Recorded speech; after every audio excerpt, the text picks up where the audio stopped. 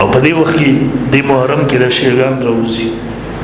ته وکړه خپل دین عمل به څنګه ته نه منع کړی عبادت خانو کې نه کې جم بازار کې کې اگر چې عبادت په عبادت غاونو کې کې روډ ته چې کوم عبادت راوځي د شرارت عبادت نه وي لیکن به په دې وخت عمر فاروق رضی الله تعالی یا د نور صحابه بشان کې ګستاخی کوي پیادوي کوي دیو جنا موږ د انتظامی نه درخواست کوو عمر فاروق رضی الله د نور صحابه په باره کې څوک ګستاخی کوي فوراً دغه گرفتار لشي هغه ته سزا ورکړل شي دلته خلک تبوزونه کوي یار پلان کې مسلمان دی که کافر دی موږ چاته مسلمان کافر نه وایو البته دا وایو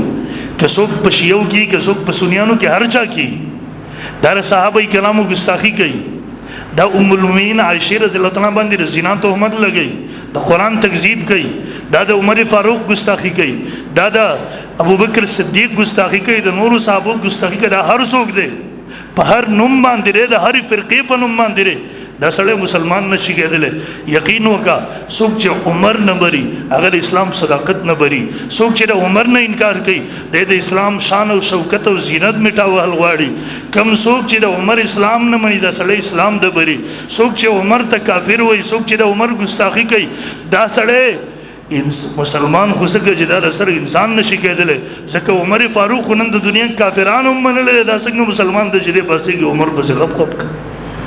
برحال محترم عمر فاروق د اسلام د تاریخ اهم باب دی زمونږ د اسلام دویم خلیفہ دی